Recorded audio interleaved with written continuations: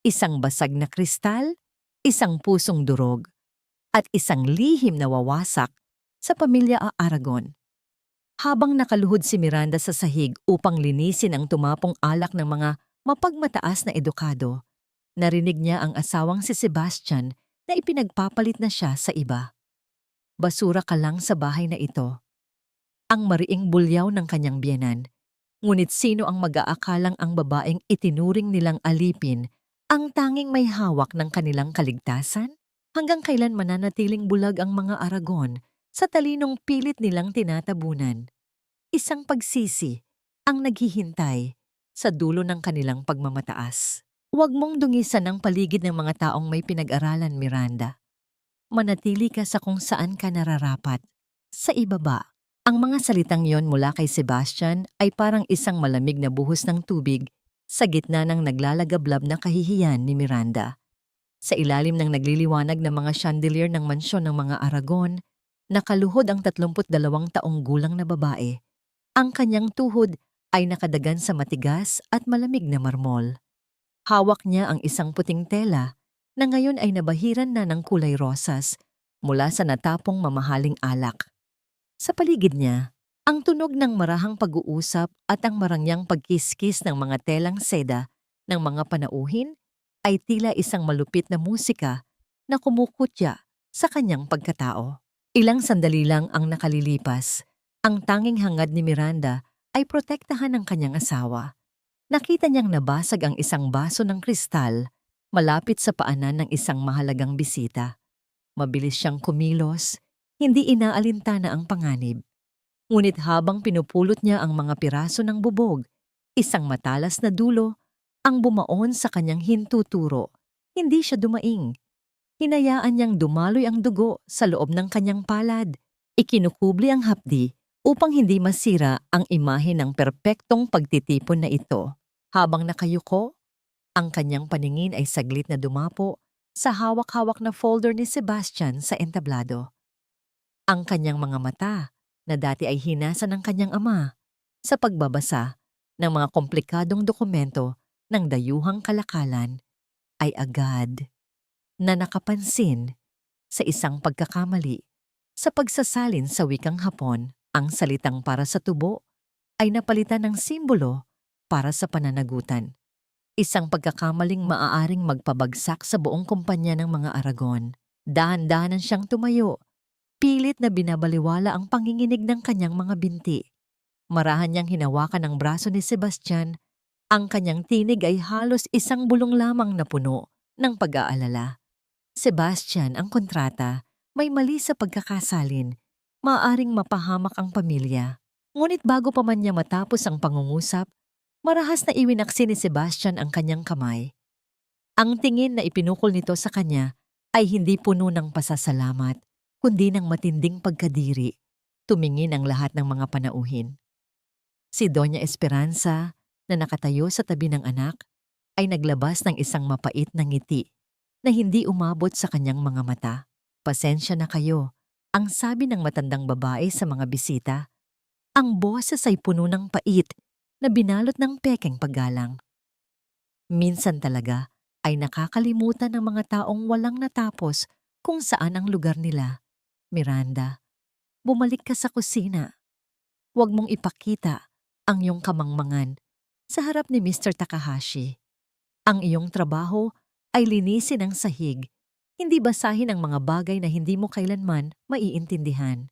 Ang bawat salita ni Doña Esperanza ay parang isang karayom na unti-unting itinutusok sa puso ni Miranda.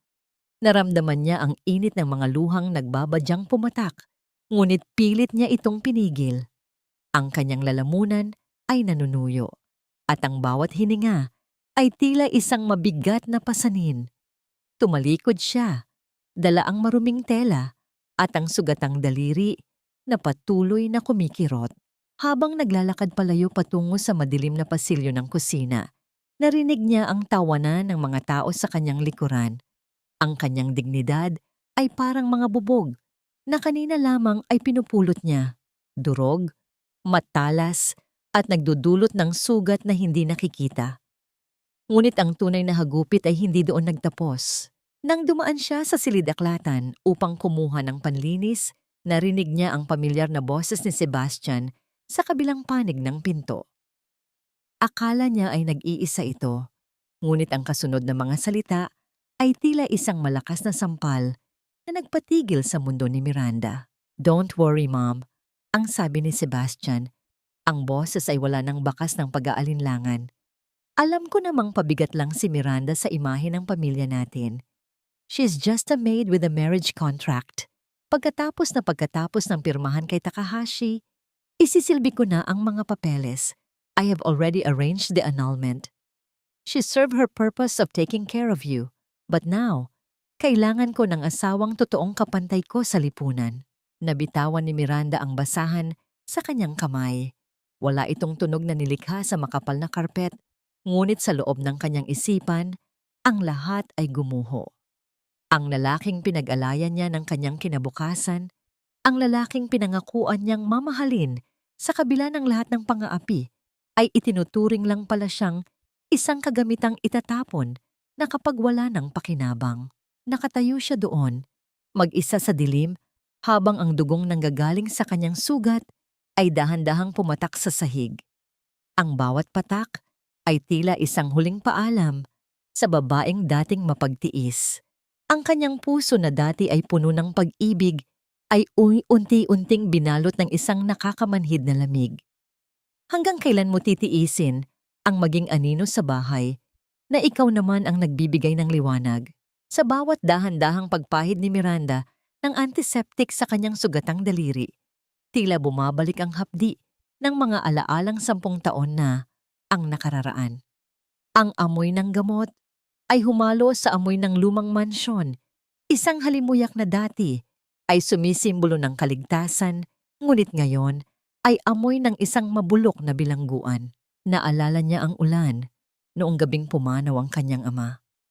Ang dating masiglang si Don Valderrama ay naging isang anino na lamang ng kanyang sarili matapos gumuho ang kanilang negosyo.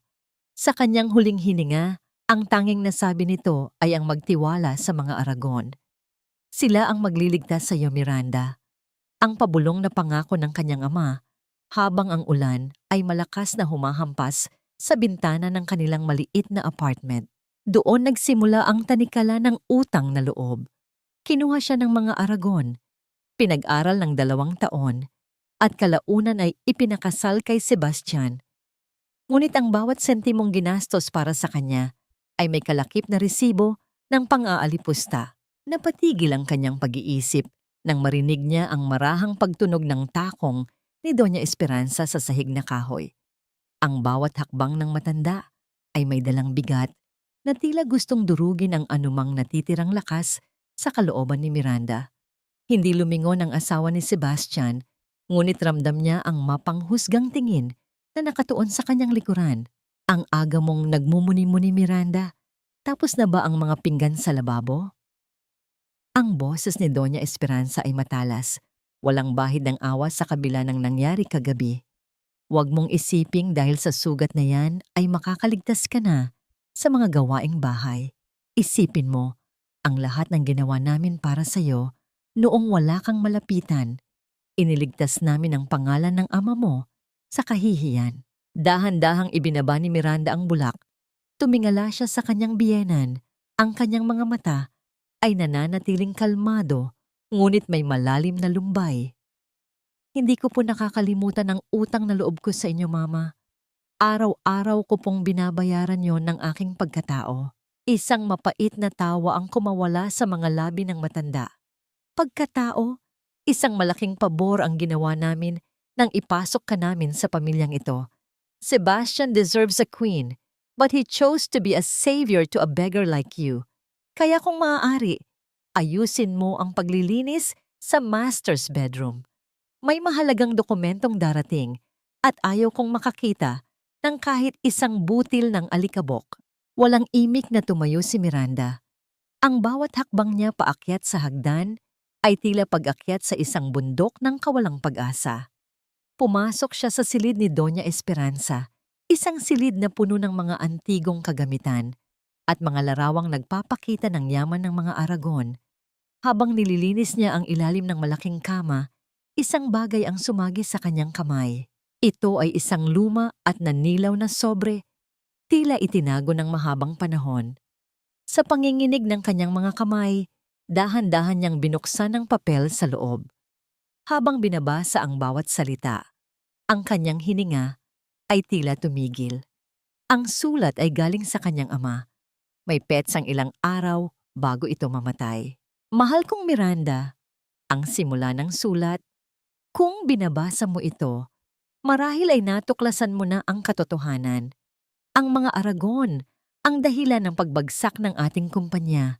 Ibinigay ko sa kanila ang lahat ng aking shares para maprotektahan ka.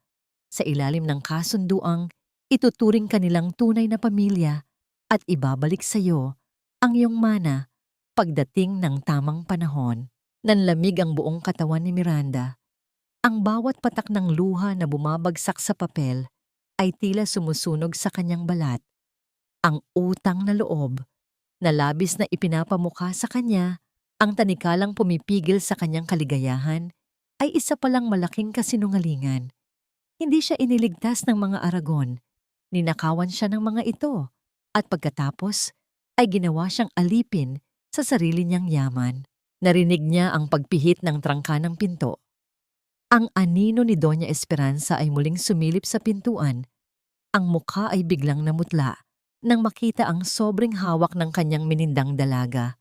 Ano ang gagawin mo kapag nalaman mong ang mga taong pinagkakautangan mo ng buhay ang siya palang pumatay sa iyong kinabukasan? Ang marahas na pag-agaw ni Doña Esperanza sa sobre ay nagpadama ng isang matalas na hangin sa pisngi ni Miranda. Ang mga mata ng matanda, na dati ay puno lamang ng panghahamak, ay ngayon ay nababalutan ng isang malapot na takot na pilit nitong ikinukubli sa likod ng galit. Ang mga daliri ng biyanan ay nanginginig habang mahigpit na sinesilyuhan ang liham.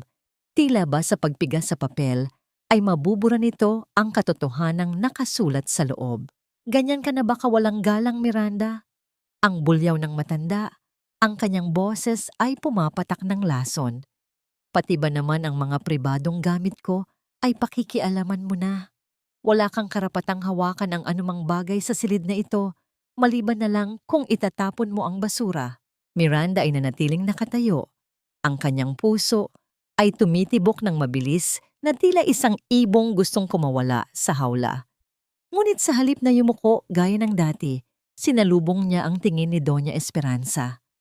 Ang kanyang tinig ay mahinahon, ngunit may dalang bigat na hindi pa narinig ng matanda noon. Sulat iyon ng tatay ko, Mama. Bakit nasa inyo ang mga huling salita niya na dapat ay para sa akin? Bakit kailangang itago ang katotohanan sa likod ng mga pananakot ninyo? Isang nakakangilong tawa ang ibinalik sa kanya. Ang iyong ama ay namatay na may malaking lalamunan ng utang, Miranda. Ang sulat na yan ay bunga lamang ng kanyang dilaryo bago siya bawian ng buhay. Huwag kang magmagaling. Kung hindi dahil sa amin, nasa kalsada ka na ngayon at namamalimos. Ngayon, lumabas ka na bago ko pa makalimutang manugang kita at ituring kitang basahan na nararapat lang itapon sa labas. Lumabas si Miranda na ang mga kamay ay nakakuyom hanggang sa bumaon ang kanyang mga kuko sa palad. Hindi siya iiyak. Ang bawat luha ay itinuturing niyang bala na itatago niya para sa tamang panahon. Naglakad siya patungo sa opisina ng mansyon kung saan ang magkakapatid na Luis at Ricardo ay abala sa pagtatalo. Ang usok ng kanilang mga mamahaling sigarilyo ay bumabalot sa silid, isang madilim na ulap na tila sumisimbolo sa kanilang kalituhan. Sa harap nila ay ang mga dokumento para sa kontrata ni Mr. Takahashi, ang huling pag-asa ng kumpanya na kanilang unti-unting pinapatay dahil sa kapabayaan. It's simple, Ricardo. Ang sigaw ni Luis habang itinuturo ang isang pahina. The profit margin is 20%. Why are you complicating things with these Japanese terms? Just sign the damn thing and let's get this over with. I need the commission for my new car. Brother, you don't understand, ang sagot naman ni Ricardo Napilit nagmamarunong kahit halatang hindi niya binasa ang kabuuan ng dokumento. The legalities are covered. Sebastian said it's fine. We have diplomas from top universities. We know what we're doing. Hindi tayo kailangang mag-alala sa maliliit na detalye. Pumasok si Miranda dala ang isang tray ng kape. Ang marahang paglapag ng mga tasa sa mesa ay hindi man lang nila napansin. Habang inilalagay niya ang asukal, malapit sa kamay ni Luis, ang kanyang paningin ay mabilis na dumapos sa 5 talata ng kontrata. Ang kanyang utak ay automatikong nagsali ng mga salita. Hindi yun profit margin. Iyon ay isang collateral clause na nagsasabing ang lahat ng ari-arian ng pamilya Aragon ay mapupunta sa kumpanya ni Takahashi kapag hindi naabot ang quota sa loob ng 6 na buwan. Gusto niyang sumigaw. Gusto niyang sabihing ang kanilang mga diploma ay wala pang silbi sa harap ng isang mapanlinlang na negosyante. Ngunit naalala niya ang mga salita ni Sebastian kagabi. She's just a maid with a marriage contract. Naramdaman niya ang isang presensya sa likod niya. Si Attorney Daniela Cruz, ang matalinong abogado ng pamilya, ay nakatayo sa may pintuan. Ang mga mata nito ay hindi nakatingin sa mga dokumento, kundi kay Miranda. Napansin ni Daniela kung paano tumitig si Miranda sa kontrata. Hindi ito tingin ng isang taong nagtataka, kundi tingin ng isang taong nakakaintindi. Something wrong, Miranda? Ang tanong ni Daniela. Ang boses ay kalmado ngunit mapanuri. Sandaling nag-alinlangan si Miranda. Tumingin siya kay Luis at Ricardo na abala sa pag-aaway tungkol sa kanilang mga luho. Tumingin siya kay Daniela, ang tanging taong tila nakakakita sa kanya bilang isang tao. Wala po, attorney, ang sagot ni Miranda habang maingat na inaayos ang tray. Sigurado po kasi akong ang mga matatalinong katulad ni na Sir Luis ay alam ang bawat nakasulat sa papel na yan. Mahirap na po talagang makaintindi ang mga katulad kong walang natapos. Nang tumalikod si Miranda, naramdaman niya ang matalas na tingin ni Daniela na sumusunod sa bawat galaw niya. Sa labas ng pinto, napahawak si Miranda sa kanyang dibdib. Ang laro ng mga Aragon ay laro ng mga maskara at ngayon, nagsisimula na siyang gumawa ng sarili niyang baluti. Sa kabila ng ingay ng pagtatalo sa loob ng silid, isang katanungan ang pilit na bumubulong sa isipan ni Miranda. Hanggang kailan kaya mananatiling bulag ang mga Aragon sa bangin na sila rin ang humukay at handa na ba siyang panoorin silang mahulog? Sa kailaliman ng gabi, ang mansyon ng mga Aragon ay tila isang dambuhalang rebulto ng katahimikan. Isang katahimikang hindi nagdadala ng kapayapaan, kundi ng bigat ng mga lihim na pilit itinatago sa ilalim ng mga mamahaling alpombra. Sa loob ng malawak na kusina, tanging ang mahinang liwanag mula sa isang maliit na bumbilya ang nagsisilbing gabay ni Miranda habang maingat niyang hinuhugasan ang mga huling piraso ng kubyertos. Ang bawat pagdampi ng espongha sa porselana ay tila isang ritual ng paglilinis, hindi lamang ng dumi, kundi ng mga insultong ipinukol sa kanya sa buong maghapon.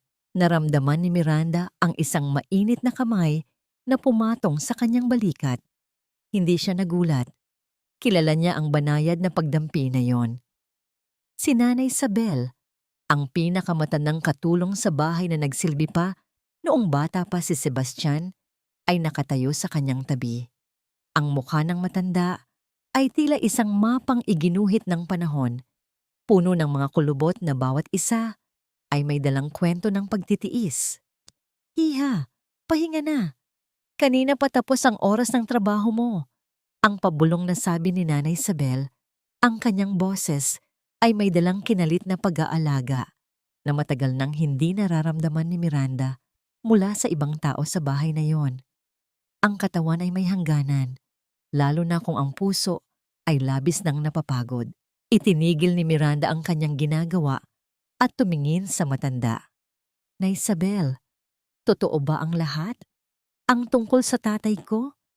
Sabi ni Mama, pilit lang daw kaming kinupkop dahil sa awa. Pero ang sulat na nakita ko, tila iba ang sinasabi niyon. Huminga ng malalim si Nanay Isabel at lumingon sa paligid upang matiyak na walang ibang nakakarinig.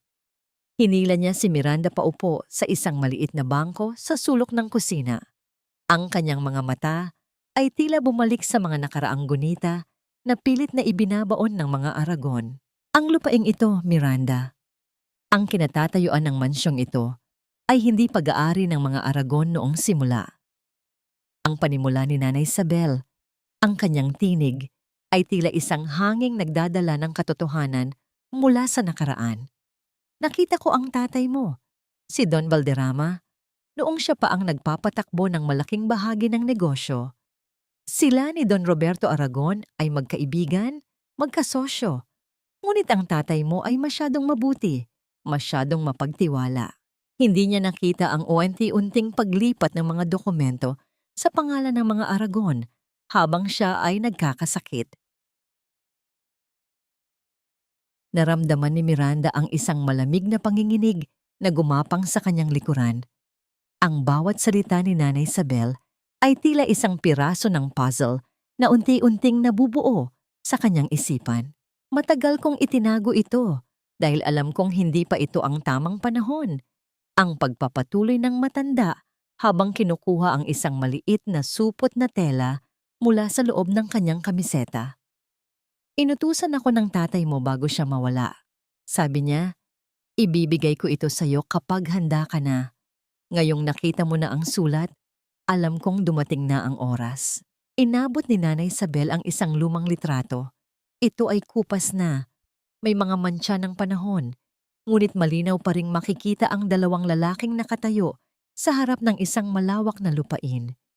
Ang tatay ni Miranda na nakasuot ng barong ay nakangiti, habang ang kamay ay nakapatong sa balikat ni Don Roberto. Sa ibaba ng litrato ay may sulat kamay na nagsasabing, Valderrama at Aragon, ang simula ng ating pangarap, 1975. Ang litratong ito ay isang matibay na ebidensya na ang kanyang ama ay hindi lamang isang taong kinupkop, kundi ang pundasyon ng lahat ng yaman na tinatamasa ngayon ng mga Aragon. Ang lahat ng pang-aalipusta sa kanya, ang pagtrato sa kanya bilang alipin para ipambayad sa utang na loob ay isang malaking panlilinlang. Hindi kanila kinupkop dahil sa awa, Miranda. Ang pabulong na dagdag ni Nanay Isabel habang hinahawakan ang nanginginig na kamay ng dalaga. Kinupkop kanila para masiguro na walang sino man ang magtatanong tungkol sa kung ano ang tunay na sa'yo. You are the rightful owner of half of this empire, Hija. At iyan ang ikinatatakot ni Doña Esperanza. Niyakap ni Miranda ang lumang litrato sa kanyang dibdib. Ang sakit na naramdaman niya kagabi ay napalitan ng isang nagbabagang determinasyon. Ang bawat pangungutya ni Sebastian, ang bawat sampal ng mga salita ni Doña Esperanza, ay naging apoy na nagpapatigas sa kanyang kalooban. Habang naglalakad pabalik sa kanyang maliit na silid, tiningnan ni Miranda ang malawak na pasilyo ng mansyon. Hindi na ito isang palasyo sa kanyang paningin, kundi isang ninakaw na kayamanan na nakatayo sa ibabaw ng mga luha ng kanyang ama. Ngunit may isang bagay na bumabagabag sa kanya. Kung alam ni Doña Esperanza ang tungkol sa litratong ito at sa mana ni Miranda, ano pa ang handa nitong gawin para manatiling lihim ang lahat, lalo na ngayong papalapit na ang pagpirma ng kontrata kay Mr. Takahashi. Ang umaga sa mansyon ay nagsimula sa isang hindi inaasahang init ng pagtrato mula kay Sebastian. Habang nakatayo si Miranda sa tapat ng bintana ng kanilang silid, naramdaman niya ang marahang pagyakap ng asawa mula sa kanyang likuran. Ang bango ng mamahaling pabango nito ay humalo sa hangin, isang amoy na dati ay nagpapatibok ng kanyang puso sa tuwa. Ngunit ngayon ay nagdudulot lamang ng isang malamig na kilabot sa kanyang balat. Miranda, mahal ko, ang pabulong na sabi ni Sebastian. Ang kanyang tinig ay tila gawa sa pilus, banayad at mapang-akit.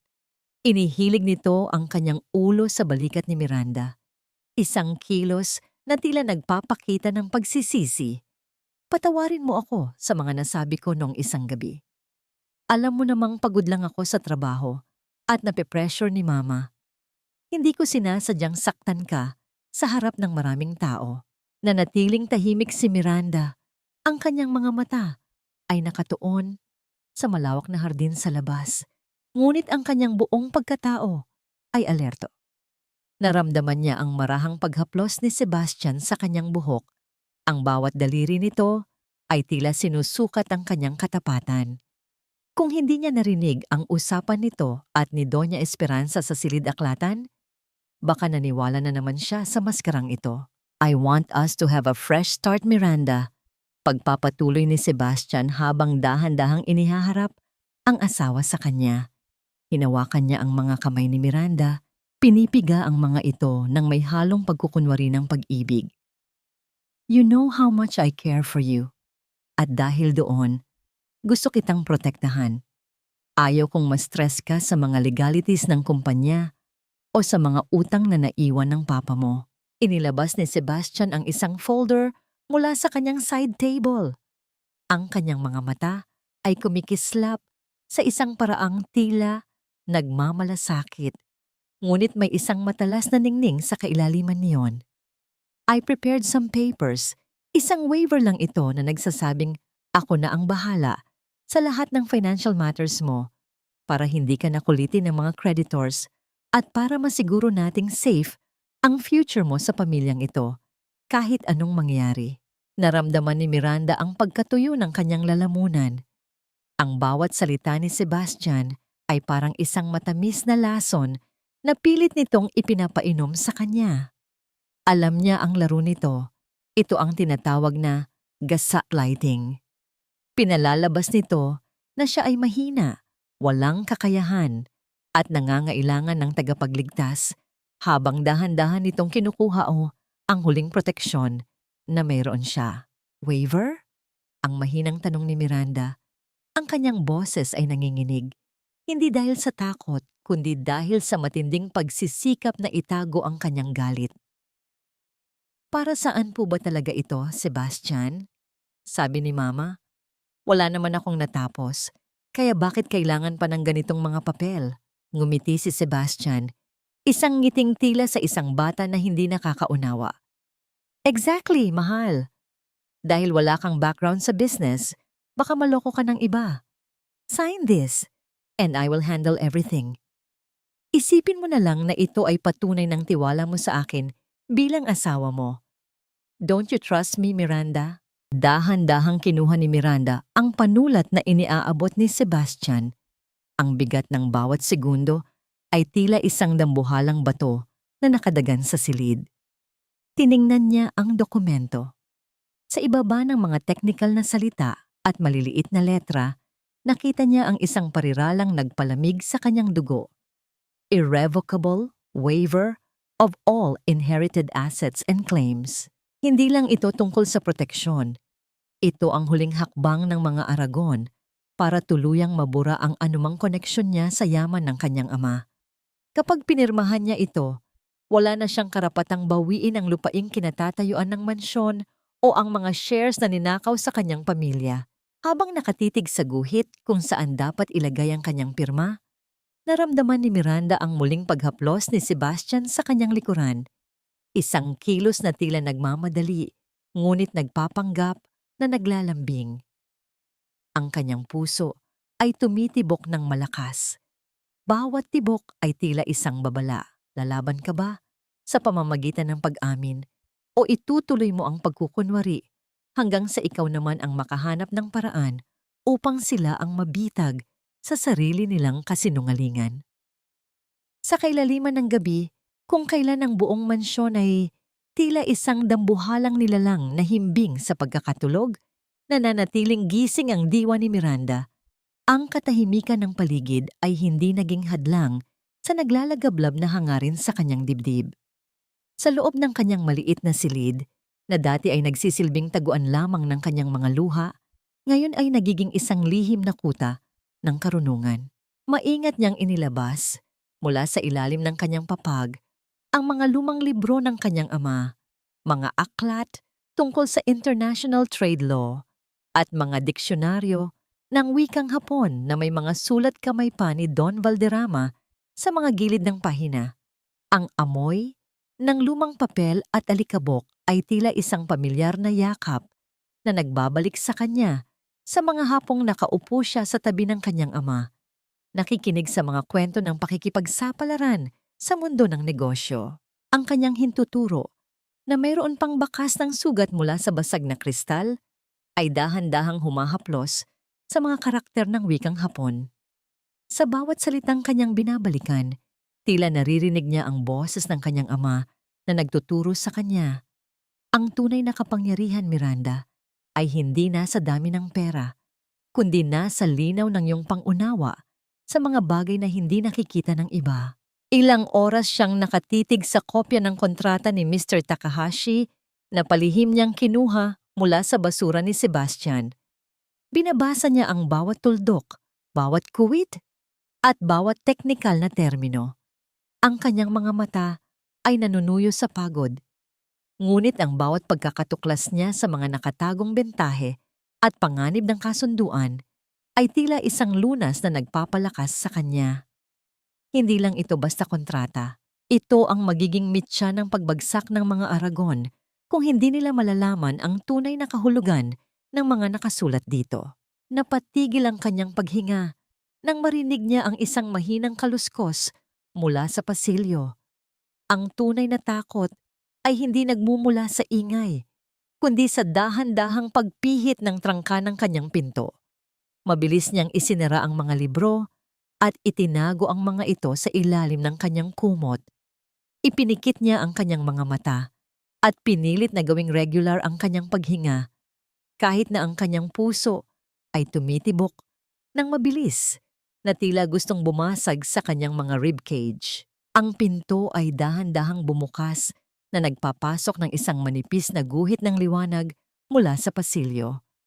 Ang anino ni Doña Esperanza ay humaba sa sahig ng silid, tila isang madilim na kamay na gustong sumaklot kay Miranda. Naramdaman ni Miranda ang presensya ng matanda na nakatayo sa tabi ng kanyang higaan, tinitiyak kung siya nga ay mahimbing na natutulog. Alam kong hindi ka kasing simple ng hitsura mo, Miranda, ang pabulong na sabi ni Doña Esperanza. Ang boses ay tila isang malamig na hanging nagdudulot ng panginginig. Ngunit kahit anong talino ang itago mo sa ilalim ng iyong kapatawaran, hinding-hindi mo matatalo ang pamilyang nagbigay sa iyo ng lahat. Matulog ka na, dahil bukas, baka wala ka na ring babalikang panaginip. Narinig ni Miranda ang dahan-dahang pag-alis ng matanda at ang marahang paglapat ng pinto. Nanatili siyang nakapikit ng matagal. Ang kanyang mga kamay ay mahigpit na nakakapit sa mga libro sa ilalim ng kumot. Ang bawat salita ng kanyang biyenan ay hindi naging banta, kundi isang kumpirmasyon. Natatakot sila sa kanya. Natatakot sila sa kung ano ang maaari niyang malaman. Habang ang unang sinag ng araw ay dahan-dahang sumisilip sa bintana, isang huling karakter ang itinala ni Miranda sa kanyang isipan. Isang salitang Hapon na ang kahulugan ay pagsibol. Sa darating na pagpirma ng kontrata, handa na ba si Miranda na ipakita ang kanyang tunay na kulay, kahit na ang kapalit nito ay ang tuluyang pagkawasak ng nag-iisang tahanang kanyang kinilala sa loob ng 10 taon. Ang hapon ay nagdadala ng isang kakaibang katahimikan sa loob ng silid-aklatan ng mga Aragon, kung saan ang amoy ng luma at mamahaling mga libro ay tila sumasakal sa hininga ni Miranda.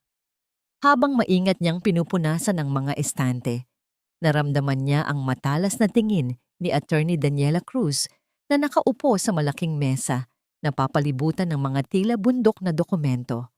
Ang tunog ng paglipat ng mga pahina ay ang tanging nagbabasag sa katahimikan. Bawat kaluskos ng papel ay tila isang babala. Biglang itinigil ni Daniela ang kanyang ginagawa at ibinaba ang kanyang salamin. Ang kanyang mga mata ay mapanuri. Tila binabasa ang bawat hibla ng pagkatao ni Miranda. "You've been dusting that same shelf for 15 minutes, Miranda," ang sabi ng abogado. Ang boses ay direkta at walang paligoy-ligoy. "And I noticed how you looked at the contract earlier this morning. Hindi iyon tingin ng isang taong nagtataka lang. You were analyzing it." Napatigil si Miranda. Ang kanyang hawak na basahan ay nanatili sa ibabaw ng isang makapal na aklat. Hindi siya lumingon, ngunit ang kanyang mga kamay ay dahan-dahang nanginig. Masyado lang po siguradong maganda ang mga letra, attorney. Hindi po ako sanay sa ganoon. Isang mahinang buntong hininga ang kumawala kay Daniela. Tumayo siya at lumapit kay Miranda. Ang bawat hakbang nito ay may dalang awtoridad. Don't play small with me. I saw your eyes move when Luis mentioned the profit margin. Alam mong mali ang sinabi niya. Hindi ba? Inilabas ni Daniela ang isang pahina ng kontrata at itinuon ito sa harap ni Miranda.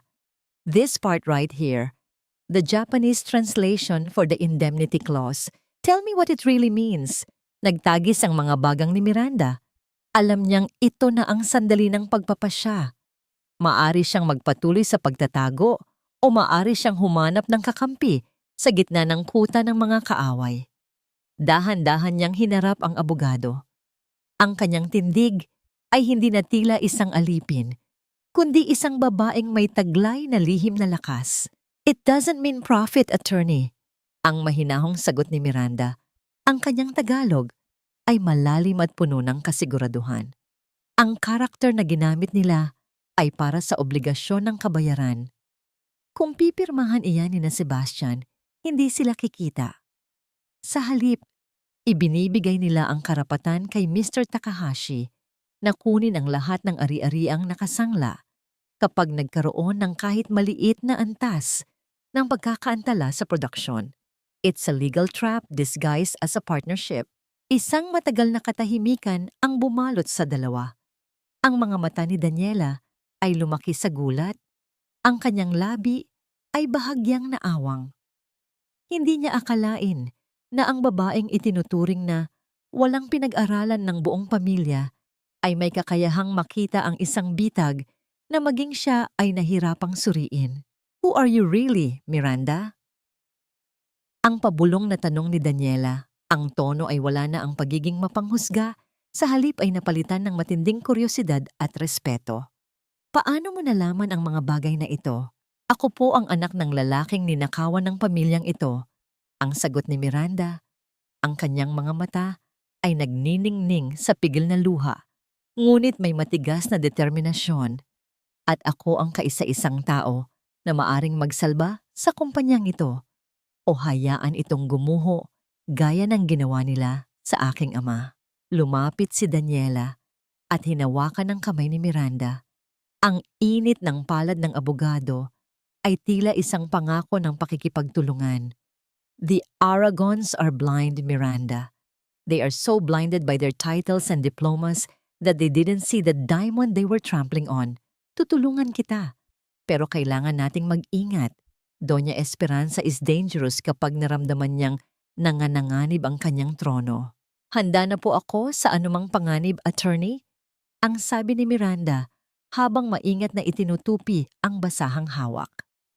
Dahil sa pagkakataong ito, hindi na ako ang aninong sumusunod sa kanila.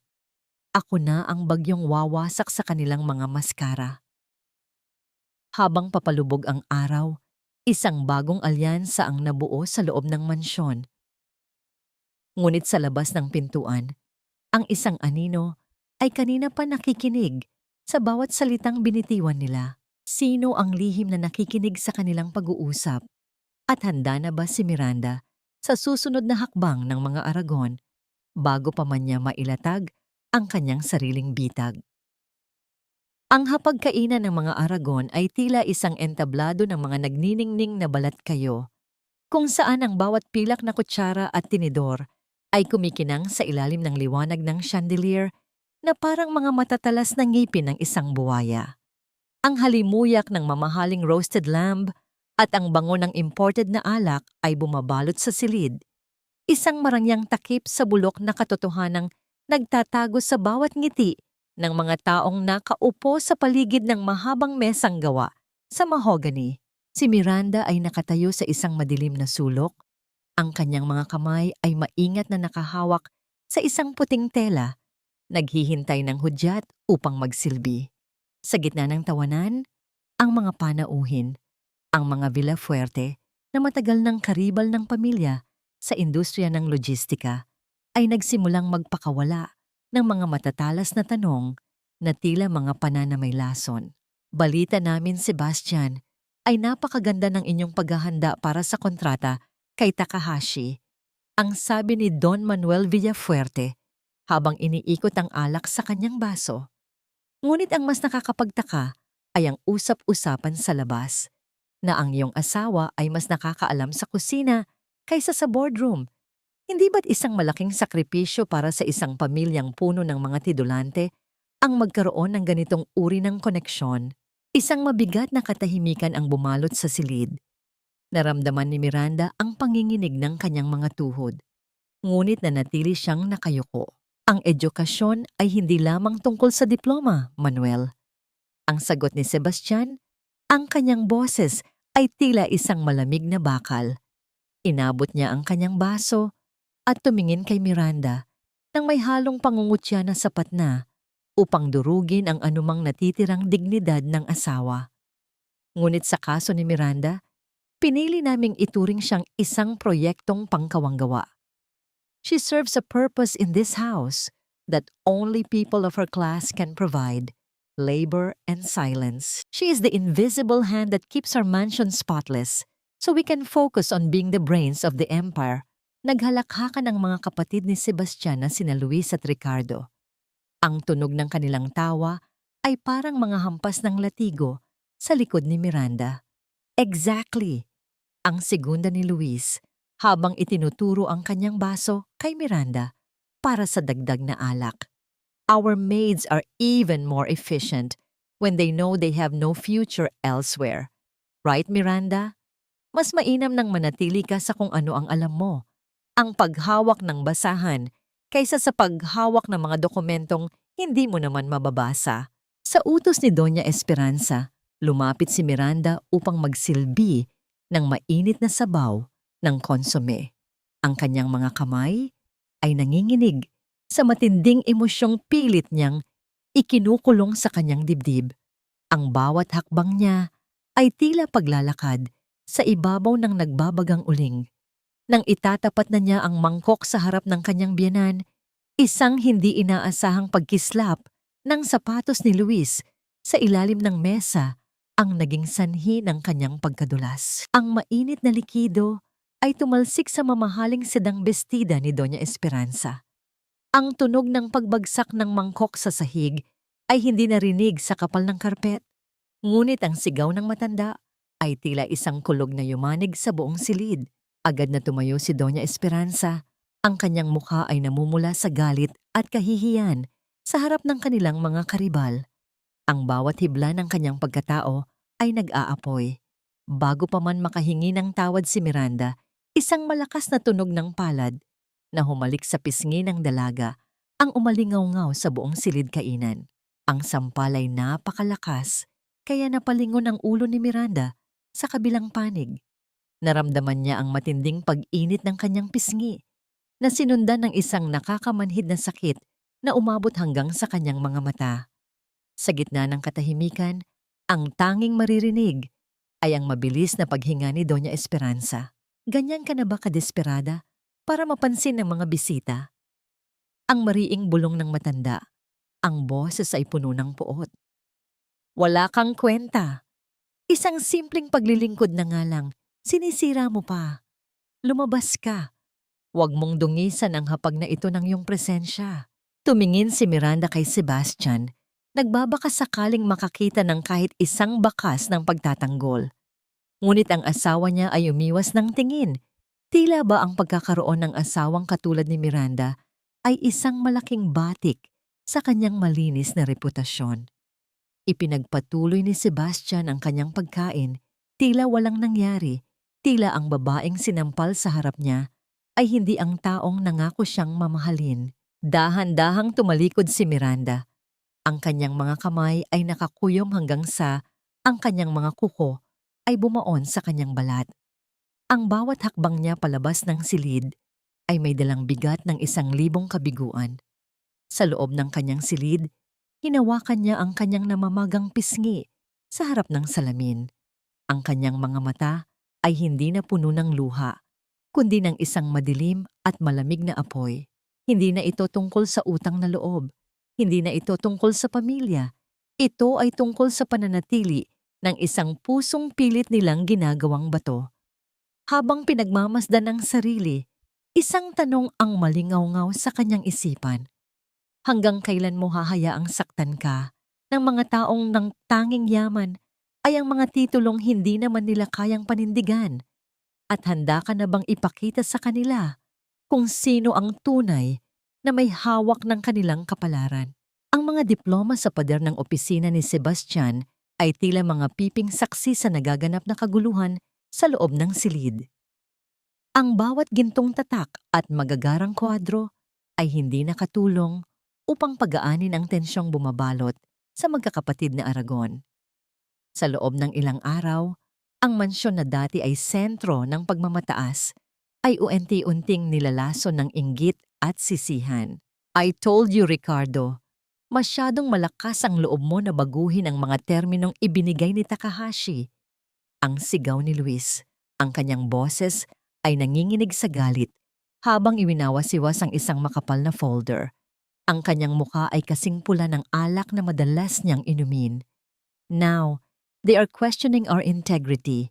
Kung hindi dahil sa kayabangan mo, baka tapos na ang deal na ito. Kayabangan? At least I have an MBA to back me up, Luis. Ang ganti ni Ricardo. Ang kanyang mga kamay ay mahigpit na nakahawak sa gilid ng mesa. Ang mga buko ng daliri ay namumuti na. Ikaw, ano ang ginawa mo? Busy ka lang sa pagpili ng kulay ng bago mong sports car na kukunin mo sana mula sa komisyon ng deal na ito. You didn't even read the footnotes. Si Sebastian ay nakaupo sa gitna ng dalawa. Ang kanyang mga siko ay nakatukod sa mesa at ang kanyang mga daliri ay nakabaon sa kanyang buhok. Ang pawis sa kanyang noo ay tila mga butil ng takot na dahan-dahang gumugulong pababa sa kanyang pisngi. Ang bigat ng inaasahan ni Doña Esperanza ay tila isang dambuhalang bundok na nakadagan sa kanyang balikat. Pumasok si Miranda, dala ang isang pitzel ng malamig na tubig. Ang bawat hakbang niya ay walang tunog, tila isang aninong hindi nararapat mapansin. Habang inilalagay niya ang mga baso sa mesa, naramdaman niya ang init ng kanilang pagtatalo. Ang bawat salitang binitawan nila ay tila mga lason na unti-unting pumapatay sa pundasyon ng kanilang pamilya. Shut up, both of you! Ang hiyaw ni Sebastian.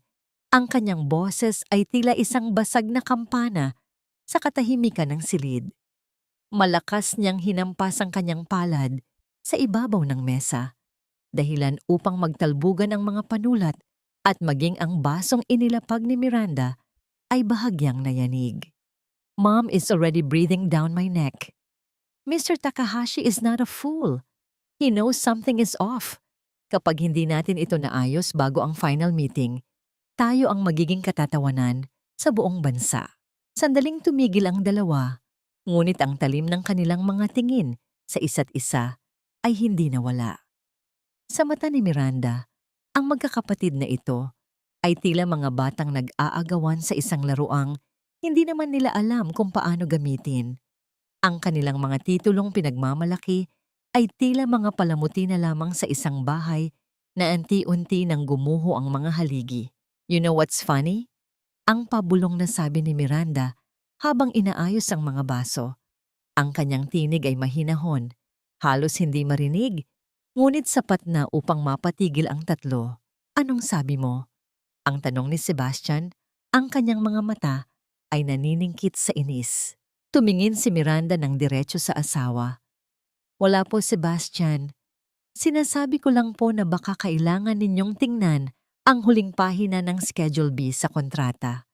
Ang nakasulat po kasi doon ay hindi tungkol sa kagamitan, kundi sa karapatan ng kumpanya ni Mr. Takahashi na palitan ang Board of Directors kapag hindi naging maayos ang unang 3 buwan.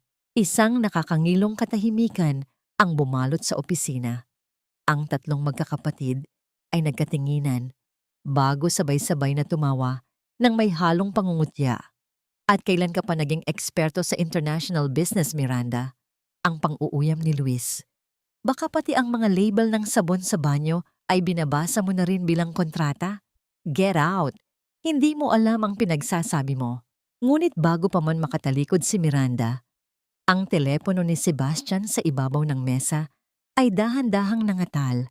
Isang mahabang panginginig na nagpahiwatig ng isang papasok na tawag. Nang makita ni Sebastian ang pangalan sa screen, tila nawalan siya ng kulay sa mukha. It's Takahashi's personal assistant! Ang pabulong na sabi ni Sebastian. Ang kanyang tinig ay puno ng kaba. Agad niyang sinagot ang tawag at inilagay ito sa speaker. Ang boses ng isang babaeng Hapon na nagsasalita sa wikang Ingles na may halong awtoridad ay umaling-awngaw sa silid. Mr. Sebastian Aragon, ang sabi ng nasa kabilang linya, ang boses ay malamig at walang emosyon. Mr. Takahashi has reviewed the latest amendments sent by your brothers. He is very disappointed with the lack of clarity and the inconsistencies in the translation. He feels that your family is trying to deceive him by hiding critical operational clauses. No, that's not true. It was just a misunderstanding of the terms. Ang pautal-utal na sagot ni Sebastian, habang si Luis at Ricardo ay tila mga estatwang hindi makagalaw sa kinatatayuan. Mr. Takahashi does not believe in misunderstandings in this level of business. Ang pagpapatuloy ng boses. He is considering canceling the partnership effective immediately. He will wait for one final presentation tomorrow at the mansion. If the terms are still unclear, he will withdraw his billions and find a more competent partner. This is your last chance. Ang mahabang tunog ng pagkakaputol ng tawag ay tila isang hatol ng kamatayan sa katahimikan ng silid. Ang tatlong magkakapatid ay naiwang tulala. Ang kanilang mga diploma sa pader ay tila tumatawa sa kanilang kabiguan. Tiningnan ni Sebastian ang kanyang mga kapatid. Pagkatapos ay tumingin siya sa pinto, kung saan dahan-dahang lumalabas si Miranda. Sa kauna-unahang pagkakataon, nakita ni Miranda ang tunay na takot sa mga mata ni Sebastian, isang takot na hindi kayang lunasan ng anumang titulo o yaman. Handa na bang panoorin ni Miranda ang tuluyang pagbagsak ng imperyong kumitil sa pangarap ng kanyang ama? O mayroon pa siyang natitirang malasakit para sa lalaking matagal na siyang kinalimutan? Anong kahulugan nito, Miranda? Bakit may mga dokumento ng kumpanya sa ilalim ng lababo? Ang boses ni Sebastian ay tila isang matalas na hiwa ng patalim sa katahimikan ng madaling araw. Sa loob ng madilim na kusina, nakatayo si Miranda sa tapat ng kanyang bukas na bag. Isang maliit at kupas na maleta na naglalaman ng iilang piraso ng damit at ang lumang litrato ng kanyang ama. Ang kanyang mga kamay ay napatigil sa pagtitiklop ng isang luma at sarsadong blusa. Ang kanyang likuran ay nanigas sa biglaang presensya ng asawa. Dahan-dahang lumingon si Miranda. Ang liwanag mula sa nakabukas na refrigerator ay tumatama sa mukha ni Sebastian, na ngayon ay tila isang estranghero dahil sa gulugulong buhok at mga matang namumula sa puyat at alak. Sa kanyang kanang kamay, iwinawas-iwas niya ang mga papel na may mga sulat kamay na tala ni Miranda sa gilid ng mga pahina, mga teknikal na paliwanag sa wikang Hapon at mga pagtatama sa mga maling kalkulasyon ni na Luis at Ricardo. Isang matagal na katahimikan ang naghari kung saan ang tanging maririnig ay ang mabigat na paghinga ni Sebastian at ang mahinang tibok ng puso ni Miranda na tila isang batingaw na nagbabala ng panganib. Naglilinis lang po ako, Sebastian. Ang mahinahong sagot ni Miranda.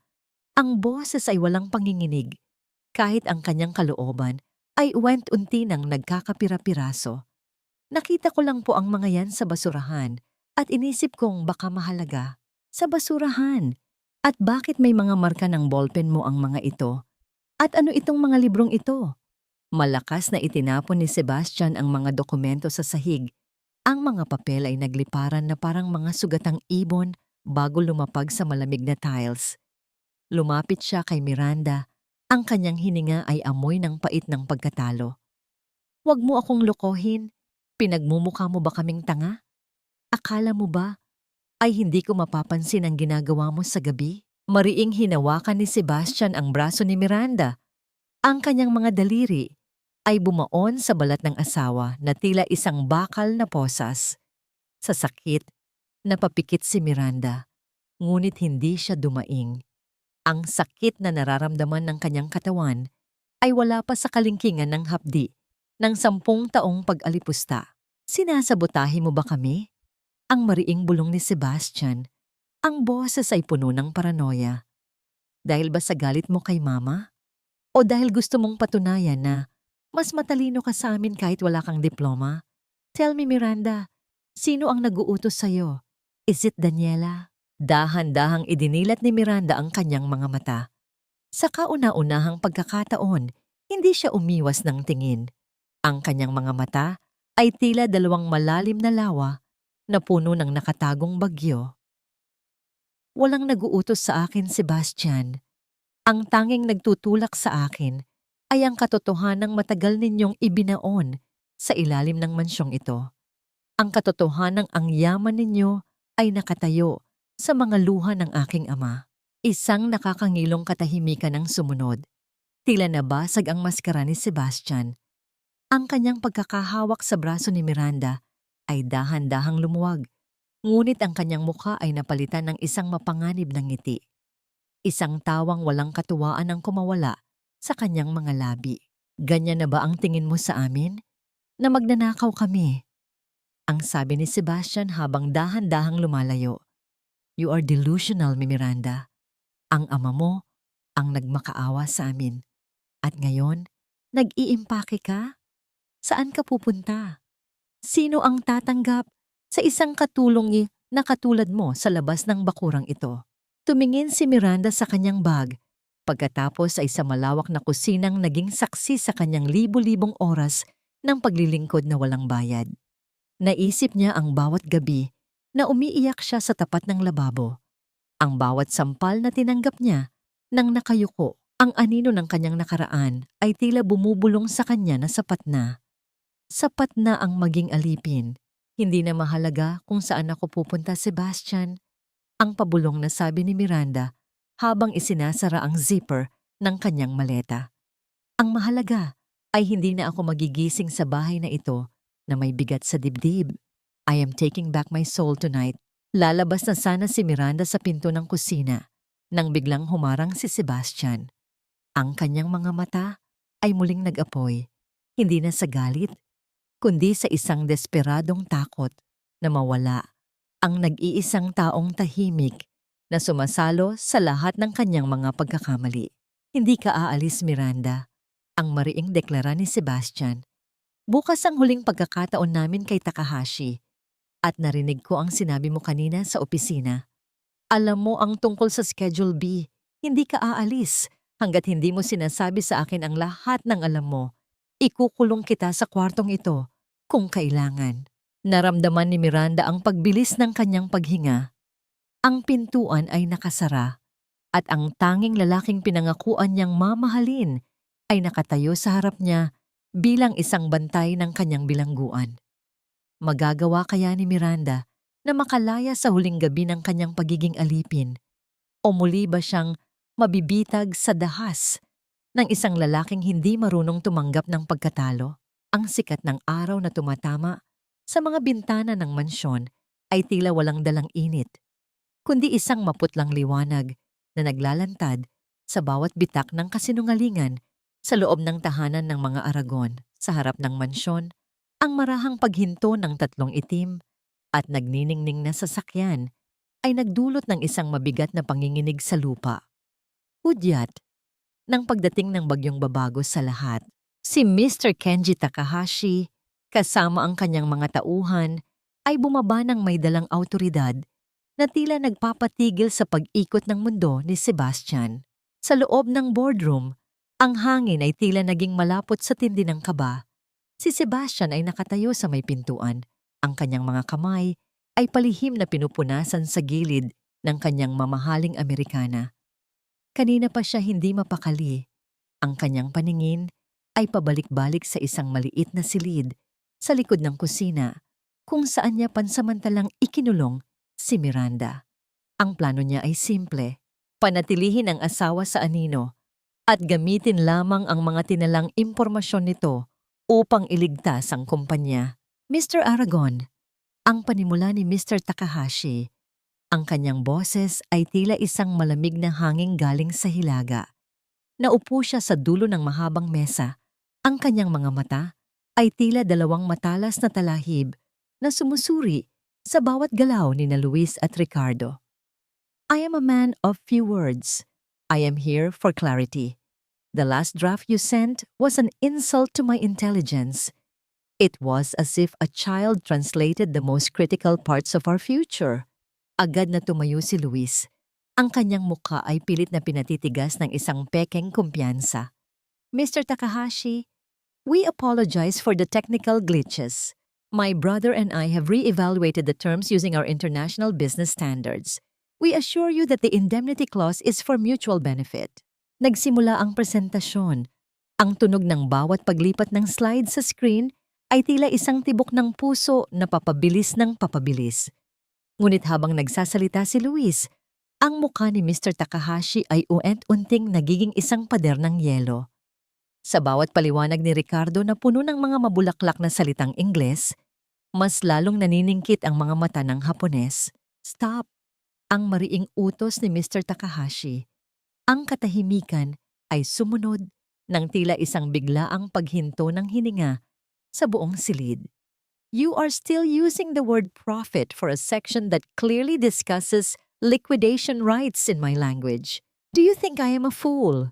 Is there no one in this prestigious family who truly understands the depth of this agreement? Sa labas ng silid, sa may pasilyo ng kusina, nakatayo si Miranda sa ilalim ng pagbabantay ni Doña Esperanza. Ang matanda ay nakahawak ng mahigpit sa braso ni Miranda. Ang kanyang mga kuko ay bumaon sa balat ng dalaga bilang babala. Ngunit naririnig ni Miranda ang lahat. Ang bawat maling salita ni na Luis ay tila isang sugat sa kanyang pandinig. Naramdaman ni Miranda ang panginginig ng kanyang buong katawan. Hindi ito takot, kundi isang nag-aapoy na pagnanais na itama ang lahat. Hindi para sa mga Aragon, kundi para sa dangal ng kanyang ama na minsan ding naging biktima ng maling mga salita at mapanlinlang na kontrata. Biglang bumukas ang pinto ng boardroom. Lumabas si Sebastian. Ang kanyang mukha ay kasing puti ng papel. Ang pawis ay dumadaloy ng tuloy-tuloy mula sa kanyang sentido. Tumingin siya kay Doña Esperanza, pagkatapos ay kay Miranda. Ang kanyang mga mata ay nagsusumamo, puno ng isang desperasyon na tila isang taong malunod na gustong kumapit kahit sa isang patalim. Mama, ayaw makinig ni Takahashi. Hinihingi niya ang isang taong marunong maghapon ng direkta. Aalis na siya. Ang pabulong na sabi ni Sebastian. Ang boses ay pautal-utal. Tumingin si Mr. Takahashi mula sa loob ng silid. Ang kanyang paningin ay tumama sa figura ni Miranda na nakatayo sa dilim ng pasilyo. Isang hindi maipaliwanag na tensyon ang bumalot sa pagitan ng dalawa. Dahan-dahang binitiwan ni Doña Esperanza ang braso ni Miranda. Ang matandang babae ay tila biglang tumanda ng 10 taon. Ang kanyang pagmamataas ay unti-unting natutunaw sa harap ng banta ng ganap na pagbagsak. Miranda, ang pabulong ni Sebastian. Ang kanyang kamay ay dahan-dahang humawak sa balikat ng asawa. Sa kauna-unahang pagkakataon, hindi niya ito tinawag na katulong o pabigat. Please, save us. Tumalikod na si Mr. Takahashi at nagsimulang ayusin ang kanyang mga gamit. Ang kanyang mga tauhan ay tumayo na rin. Hudyat ng pagtatapos ng usapan. Ang tunog ng pagsasara ng kanyang maleta ay tila ang huling hatol sa kapalaran ng mga Aragon. Hahayaan mo ba silang mabulag sa sarili nilang kadiliman? O handa ka na bang pumasok sa liwanag at ipakita sa kanila na ang babaeng binaliwala nila ang tanging may hawak ng susi sa kanilang kaligtasan? Ang katahimikan sa loob ng boardroom ay tila isang mabigat at malamig na kumot na bumabalot sa lahat habang ang tunog ng pag-urong ng upuan ni Mr. Takahashi ay naging hudyat ng huling pagkakataon ng mga Aragon. Ngunit bago pa man makahakbang palabas ang mga Hapon, isang tinig ang bumasag sa hangin. Isang tinig na mahinahon, malalim, at puno ng isang awtoridad na hindi nanggaling sa anumang diploma. Sumimasen, Takahashi-san. Ang bawat ulo sa silid ay sabay-sabay na lumingon patungo sa pintuan. Doon, nakatayo si Miranda. Hindi siya nakasuot ng mamahaling Amerikana o nagniningning na mga hiyas. Ang kanyang buhok ay nakatali ng maayos at sa kanyang mga kamay ay hawak niya ang isang lumang folder na pag-aari ng kanyang ama. Ngunit ang kanyang tindig ay hindi na tila isang aliping na kayuko. Ang kanyang mga balikat ay diretso at ang kanyang mga mata ay nagniningning sa talinong matagal nang ikinulong sa dilim. Napasinghap si Doña Esperanza. Ang kanyang kamay ay automatikong napahawak sa kanyang dibdib habang ang kanyang mukha ay nawalan na ng kulay. Tila nakakita siya ng isang multo mula sa nakaraan. Si Sebastian naman ay nanatiling tulala. Ang kanyang bibig ay bahagyang naawang sa gulat na makita ang asawang itinuturing niyang pabigat, na ngayon ay kinakausap ang pinakamakapangyarihang tao sa silid gamit ang sariling wika nito. Nagpatuloy si Miranda sa pagsasalita sa wikang Hapon. Ang bawat pantig ay lumalabas ng may tamang tono at paggalang. Ipinaliwanag niya na mayroong isang seryosong pagkakamali sa ikalimang pahina ng kontrata. Isang terminong ginamit ni na Luis na nagbabago sa buong kahulugan ng kanilang pakikipagsosyo. Lumapit si Mr. Takahashi, ang kanyang mga mata ay naniningkit sa kuryosidad. "Who are you?" Ang tanong niya sa wikang Ingles, ngunit ang kanyang tono ay puno na ngayon ng interes. "I am Miranda Valderrama, the consultant for this project." Ang sagot ni Miranda. Ang kanyang boses ay hindi nanginig kahit isang saglit. Lumingon siya kina Luis at Ricardo na tila mga estatwang hindi makagalaw sa kahihiyan. "And I am here to ensure that this partnership is built on truth, not on misinterpreted slogans." Inilahad ni Miranda ang mga dokumentong hawak niya. Gamit ang isang panulat, mabilis niyang binilugan ang mga terminong naging mitya ng gulo. Ipinaliwanag niya sa lahat na ang tinatawag ni na Luis na bonus ay isa palang penalidad sa wikang Hapon na maaaring magpabagsak sa kumpanya ng mga Aragon sa loob lamang ng isang taon. "The brothers have misinterpreted the kanjis for liability and profit." Ang paliwanag ni Miranda habang dahan-dahang lumalapit sa kanya si Attorney Daniela Cruz na may dalang suportang nangiti. "Kung pinirmahan ninyo ito, Takahashi-san, mawawalan kayo ng tiwala sa pamilyang ito. At kung pinirmahan ninyo ito, Sebastian, ibinibigay ninyo ang inyong kumpanya sa kamay ng isang pagkakamali." Ang buong boardroom ay nabalot ng isang nakabibinging katahimikan. Ang mga diploma ni na Luis at Ricardo na nakasabit sa pader ay tila mga basurang papel na lamang sa harap ng tunay na karunungan ni Miranda. Si Doña Esperanza ay napaupo sa kanyang upuan. Ang kanyang mga kamay ay nanginginig habang pinapanood ang babaeng 10 taon niyang inalipusta na ngayon ay siyang tanging nag-aayos sa kalat ng kanyang mga edukadong anak. Tiningnan ni Mr. Takahashi si Miranda ng matagal, bago dahan-dahang lumitaw ang isang bakas ng paghanga sa kanyang matigas na mukha. Isinara niya ang kanyang maleta at muling naupo. "I will stay," ang deklara ni Mr. Takahashi. "But only if this woman handles the negotiations. I do not deal with people who hide behind titles they do not understand. I deal with competence." Naramdaman ni Miranda ang isang mainit na agos ng tagumpay na dumadaloy sa kanyang mga ugat. Lumingon siya kay Sebastian na ngayon ay nakatitig sa kanya ng may halong pagsisisi, takot at isang uri ng pagkamangha na huli na para maramdaman.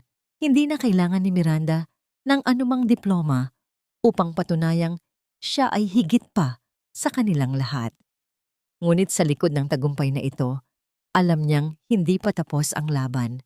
Habang ang lahat ay nakatuon sa kontrata, Napansin ni Miranda ang matalim na tingin ni Doña Esperanza. Isang tingin na nagsasabing hindi nito hahayaang makuha ng isang alipin ang korona ng pamilya Aragon nang walang madugong labanan.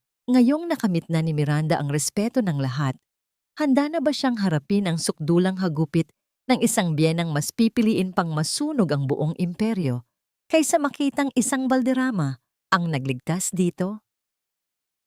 Sa loob ng silid-pulong, ang hangin ay tila naging kasing talas ng isang labaha. Ang bawat binitiwang salita ni Mr. Takahashi ay tila mga palasong tumatama sa marupok na ego ng mga Aragon. Sina Luis at Ricardo, na dati ay punong-puno ng kayabangan, ay nakatayo sa isang sulok, ang kanilang mga balikat ay nakalaylay at ang mga mata ay hindi makatingin ng diretso. Ang kanilang mga mamahaling diploma na nakasabit sa pader ay tila mga piping saksi sa kanilang ganap na pagkapahiya. "Please, gentlemen, leave us," ang malamig na utos ni Mr. Takahashi habang itinuturo ang pinto. "I wish to speak with Miss Valderrama alone. Her understanding of the market is far superior to the noise you have been providing for the past hour." Ang tunog ng mabibigat na hakbang ni Luis at Ricardo palabas ng silid ay tila isang martsa ng pagkatalo. Sumunod si Sebastian, ang kanyang muka ay isang larawan ng pagkalito at pagsisisi. Nais niyang hawakan ang kamay ni Miranda, nais niyang humingi ng tawad, ngunit ang dingding na itinayo niya sa pagitan nila sa loob ng 10 taon ay masyadong mataas para malampasan sa isang saglit. Naiwan si Miranda at Mr. Takahashi sa gitna ng malawak na mesa. Ang tanging maririnig ay ang marahang paglipat ng mga pahina ng kontrata.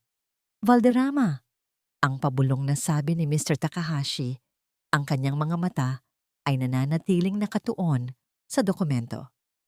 "I knew a man named Arturo Valderrama years ago. He was a pioneer in logistics. He was a man of honor. Are you related to him?" Naramdaman ni Miranda ang isang pamilyar na kirot sa kanyang lalamunan. "He was my father, Takahashi-san." Ang matandang Hapones ay dahan-dahang tumingala. Ang kanyang matitigas na mata ay lumambot ng bahagya. "Arturo was cheated, Miss Valderrama. I knew the deal he had with Roberto Aragon. It was never meant for the Aragons to own everything. Your father's downfall was too sudden, too convenient for this family." Ang mga salitang iyon ay tila isang susi na nagbukas sa huling pinto ng pag-aalinlangan sa puso ni Miranda. Ang lahat ng hinala niya, ang lahat ng sakit na itinago ni Nanay Isabel ay kinumpirma ng isang taong walang kinikilingan. Habang nagaganap ang negosasyon, sa labas ng silid, si Doña Esperanza ay naglalakad ng pabalik-balik sa pasilyo. Ang tunog ng kanyang mga takong sa sahig na marmol ay tila isang mabilis na tibok ng puso ng isang taong nanganganib ang kaharian. Nang makita niyang lumabas si Miranda matapos ang 2 oras, agad siyang humarang. Ang kanyang mukha ay puno ng puot at takot. "Anong ginawa mo?" Ang mariing bulong ni Doña Esperanza. Ang boses ay tila isang ahas na naglalabas ng lason. "Anong sinabi mo sa kanya tungkol sa pamilyang ito? Akala mo ba ay bayani ka na dahil lang kinausap ka niya? You are still nothing but a servant in this house." Tiningnan ni Miranda ang kanyang biyenan. Sa kauna-unahang pagkakataon, hindi siya natakot. Ang kanyang paningin ay malinaw. Tila isang salamin na nagpapakita ng lahat ng dumi sa kaluluwa ng matanda. Ang kumpanyang ito ay nakatayo sa isang kasinungalingan, Mama. Ang mahinahong sagot ni Miranda. Ang boses ay puno ng isang nakakangilong katahimikan. Alam ni Mr. Takahashi ang tungkol kay Papa. Alam niya ang ginawa ninyo. Ang mukha ni Doña Esperanza ay biglang nawalan ng kulay. Ang kanyang mga labi ay nangatal. At sa isang iglap, ang kanyang kamay ay itinaas upang muling saktan si Miranda. Ngunit sa pagkakataong ito, hindi tumama ang palad sa pisngi. Hinawakan ni Miranda ang pulso ng matanda nang may lakas na nagmula sa 10 taong pagtitiis. "Huwag ninyo nang susubukan muli, Doña Esperanza." Ang mariing bulyaw ni Miranda. Ang kanyang mga mata ay nagniningning sa apoy ng katarungan. Dahil sa bawat sampal na ibinigay ninyo, isang katotohanan ang ilalabas ko sa publiko. Ang kontrata ay pirmado na, ngunit ang inyong kaligtasan ay nasa aking mga kamay na ngayon. Binitiwan ni Miranda ang kamay ng matanda at naglakad palayo. Iniiwan si Doña Esperanza na nanginginig sa gitna ng marangyang pasilyo. Ngunit habang papunta siya sa kanyang silid, nakita niya si Sebastian na nakasandal sa pader. Hawak ang isang brown envelope. "Miranda, wait." Ang pabulong ni Sebastian, ang kanyang tinig ay basag. "I found this in my mother's safe. It's the original deed of the Valderrama estate. You were right all along. But please, don't leave me. We can fix this." Tumingin si Miranda sa envelope. Pagkatapos ay sa lalaking minsan niyang itinuring na mundo. Isang mapait na ngiti ang sumilay sa kanyang mga labi. Ano ang halaga ng isang pirasong lupa kung ang pusong dapat ay nagbabantay dito ay matagal nang nabulok sa kasakiman? Ang mga daliri ni Miranda ay marahang dumapo sa ibabaw ng brown envelope na inabot ni Sebastian. Ang pakiramdam ng lumang papel ay tila isang kuryenteng gumagapang sa kanyang balat, nagpapaalala sa kanya ng bawat gabi na nangarap siyang mabawi ang dangal ng kanyang ama. Sa loob ng sobrang iyon ay ang katotohanang ninakaw sa kanya, ang lupain, ang kumpanya, at ang buhay na dapat ay sa kanya. "Miranda, please!" Ang pabulong ni Sebastian, ang kanyang tinig ay nanginginig sa desperasyon habang sinusubukang hawakan ng kamay ng asawa. Ang kanyang mga mata ay puno ng pagsusumamo, isang anyo ng kahinaan na hindi kailanman nakita ni Miranda sa loob ng 10 taon. "Ngayon ay nasa iyo na ang lahat. Binigay ko na ang ebidensya. We can be a team now. Sa talino mo at sa pangalan ko, mapapalago natin ang kumpanya ng higit pa sa inaasahan ni Mama. Hindi mo na kailangang maglinis, hindi mo na kailangang magtago." Dahan-dahang inurong ni Miranda ang kanyang kamay. Ang bawat salita ni Sebastian ay parang isang matamis na lason na pilit nitong ipinapainom sa kanya para makalimutan ang lahat ng hapdi. "Pangalan mo, Sebastian?" Ang mahinahong tanong ni Miranda. Ang kanyang boses ay tila isang malamig na hanging umiihip sa isang abandonadong simbahan. Ang pangalang Aragon ay binuo sa ibabaw ng mga pangarap na dinurog ninyo.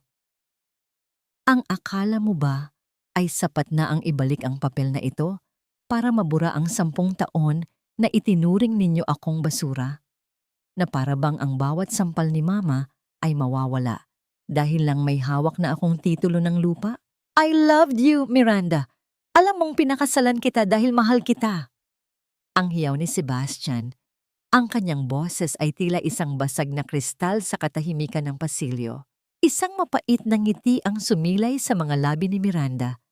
Ang kanyang mga mata ay nananatiling tuyo. Ang kanyang mga luha ay matagal nang naubos sa mga gabi ng pag-iisa sa kusina. "You didn't love me, Sebastian. You loved the convenience of me. Mahal mo ang pagkakaroon ng isang asawang tagapagsilbi na kayang tiisin ang lahat ng pang-aapi mo para lang magmukha kang matalino at makapangyarihan. You love my silence, not my soul." Inabot ni Miranda ang kanyang sariling bag at inilabas ang isang puting folder na kanina pa niya inihanda sa tulong ni Attorney Daniela. Marahan niyang inilapag ito sa ibabaw ng envelope na hawak ni Sebastian. Ang puting kulay nito ay tila isang malinis na hangganan sa pagitan ng kanilang nakaraan at kinabukasan. "Ano ito?" Ang pautal-utal na tanong ni Sebastian, bagamat alam na ng kanyang puso ang sagot. "Ang aking kalayaan," ang simpleng sagot ni Miranda. "Those are the divorce and annulment papers, Sebastian. I am leaving this mansion tonight." At kasama ko ang kontrata ni Mr. Takahashi dahil gaya ng sabi niya, he deals with competence, not with ghost of a name. Naramdaman ni Sebastian ang pagguho ng kanyang mundo. Ang marahang pagbagsak ng folder sa sahig ay hindi lumikha ng malakas na ingay. Ngunit para sa kanya, ito ay tila isang dambuhalang lindol na wumasak sa huling haligi ng kanyang pagkatao. Napasandal siya sa pader, ang kanyang mukha ay larawan ng isang taong nawalan ng lahat sa isang iglap. Habang naglalakad si Miranda patungo sa malaking pinto ng mansyon, narinig niya ang boses ni Doña Esperanza mula sa itaas ng hagdan. Ang matanda ay nakatayo doon. Ang kanyang mukha ay nanginginig sa galit at kawalang pag-asa, habang pinapanood ang kanyang kumpanya at ang kanyang manugang na uwenta-unting lumalayo. "Aalis ka? Pagkatapos ng lahat ng itinulong namin sa'yo?"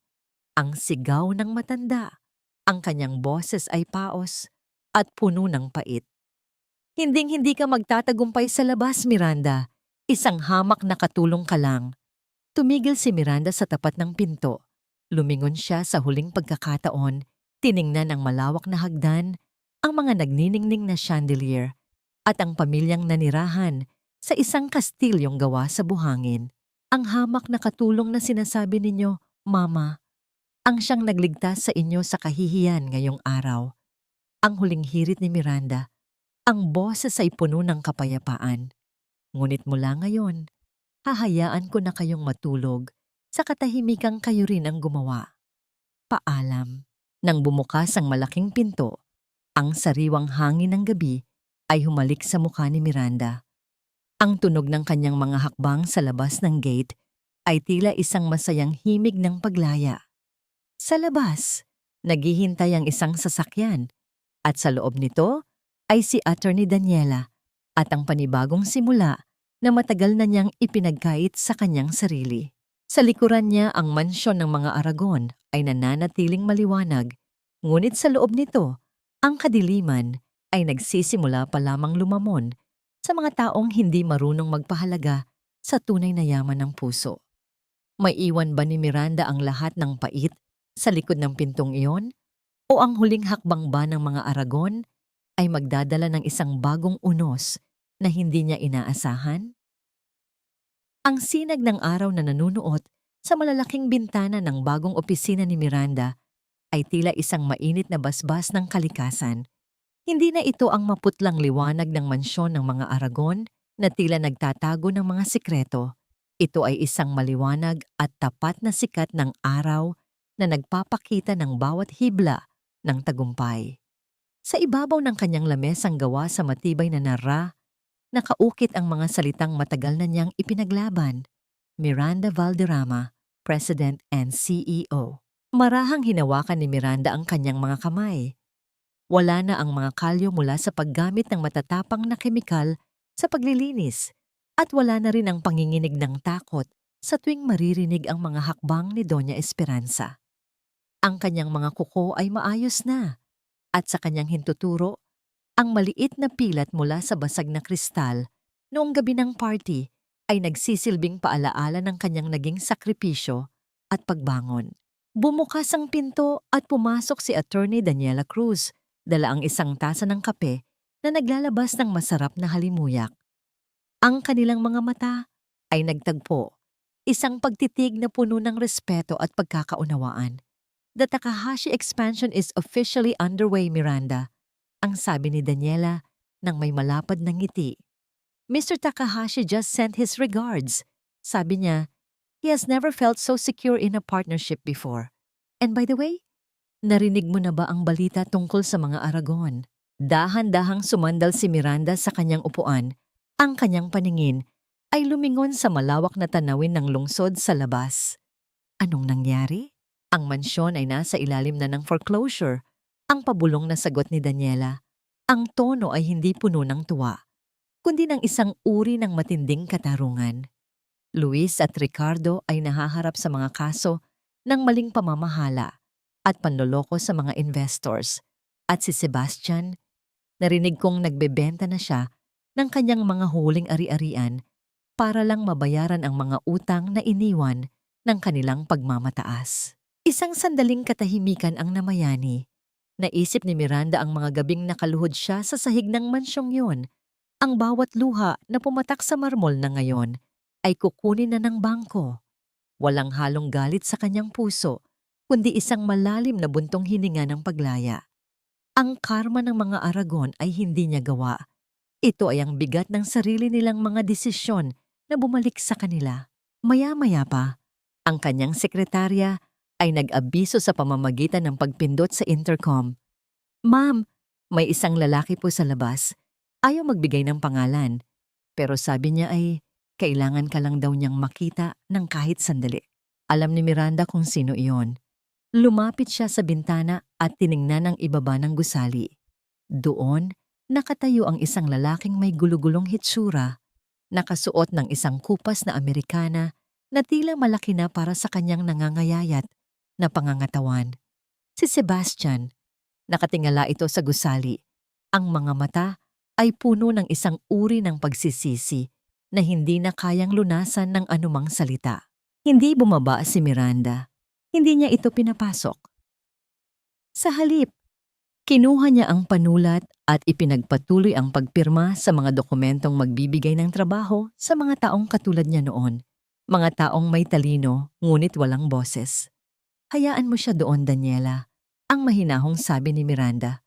Minsan, ang pinakamalakas na sagot sa mga taong nambaliwala sa iyo ay ang pananatili mo sa liwanag habang pinapanood nila ang kanilang sarili sa dilim.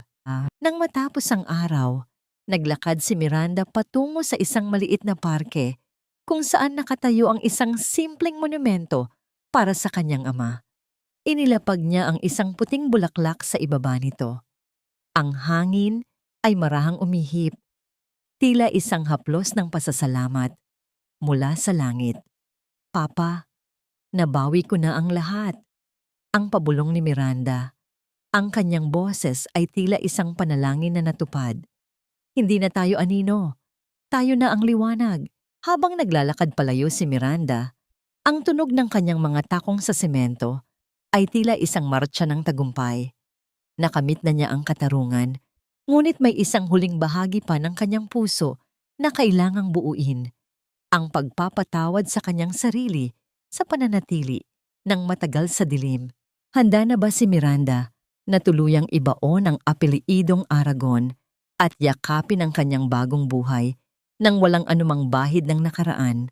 O mayroon pa bang isang lihim na huling regalo ang tadhana para sa kanya? Ang ginto at kahel na kulay ng papalubog na araw ay dahan-dahang gumuguhit sa kalangitan na tila isang dambuhalang pintura na nagpapahayag ng pagtatapos ng isang mahabang kabanata.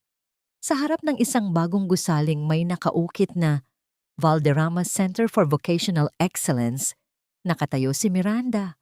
Ang gusaling ito ay hindi lamang gawa sa semento at bakal. Ito ay binuo mula sa mga pangarap na minsan nang dinurog at ngayon ay nagsisilbing kanlungan para sa mga taong ang talino ay hindi nasusukat ng isang pirasong papel. Ang marahang pag-ihip ng hangin ay nagdadala ng halimuyak ng mga sariwang bulaklak mula sa hardin. Isang amoy na nagpapakalma sa bawat hibla ng kanyang pagkatao. Sa tabi ni Miranda ay nakaupo si Nanay Isabel na ngayon ay nakasuot ng isang marangal na barot saya. Ang matanda ay humahaplos sa kamay ni Miranda. Ang kanyang mga mata ay nagniningning sa luha ng katuwaan habang pinapanood ang mga kabataang masayang naglalakad sa loob ng center. Sino ang mag-aakalang ang batang babaeng nakita kong umiiyak sa kusina ay magiging ganito kapangyarihan? Ang pabulong ni Nanay Isabel, ang kanyang boses ay puno ng pagmamalaki. Napangiti si Miranda, isang ngiting hindi na nagtatago ng anumang pait. Lumingon siya sa malayo at nakita ang isang pamilyar na anino sa labas ng gate. Si Sebastian iyon, nakatayo sa ilalim ng puno, malayo at hindi nangangahas na lumapit. Narinig ni Miranda na si Sebastian ay nagtatrabaho na ngayon bilang isang simpleng kawani sa isang maliit na kumpanya, malayo sa karangyaan na dati nitong kinalakihan. Si Doña Esperanza naman ay nananatili sa isang tahimik na bahay pagalingan. Ang kanyang isipan ay tila nakulong na sa mga alaala ng isang kahariang matagal nang gumuho. Naitanong ni Miranda sa kanyang sarili, pinatawad ko na ba sila? Huminga siya ng malalim. Ang hangin ay malayang dumadaloy sa kanyang dibdib. Ang pagpapatawad na pagtanto niya ay hindi nangangahulugang Kailangan mong ibalik ang mga taong nanakit sa'yo sa loob ng iyong buhay. Ito ay ang pagpili na huwag nang dalhin ang bigat ng kanilang mga pagkakamali sa iyong sariling balikat. Hindi na siya nagagalit kapag naririnig ang pangalang Aragon. Wala na siyang nararamdaman, kundi isang malalim na katahimikan. Ang tunay na katarungan ay hindi lamang ang pagpaparusa sa kanila, kundi ang pagbibigay sa sarili ng pagkakataong maging masaya nang wala sila. Nakamit na ni Miranda ang tunay na kapayapaan. Ang kapayapaang ito ay hindi nanggaling sa kanyang yaman o sa kanyang posisyon bilang CEO, kundi mula sa katotohanang hindi na siya kailangang magpanggap. Hindi na siya ang aninong sumusunod sa kagustuhan ng iba. Siya na ang nagpapatakbo ng sarili niyang tadhana. Sa paglipas ng mga taon, nabaon na ang usap-usapan tungkol sa aliping manugang ng mga Aragon. Ang natira sa isipan ng mga tao ay ang kwento ng isang babaeng nagngangalang Miranda Valderrama. Ang babaeng nagpatunay na ang karunungan ay hindi lamang nakukuha sa loob ng 4 na sulok ng silid-aralan, kundi sa tibay ng paninindigan sa gitna ng unos. Ang aral na nais iwan ni Miranda sa mundo ay simple. Ang iyong halaga ay hindi kailanman nakadepende sa kung paano katratuhin ng ibang tao.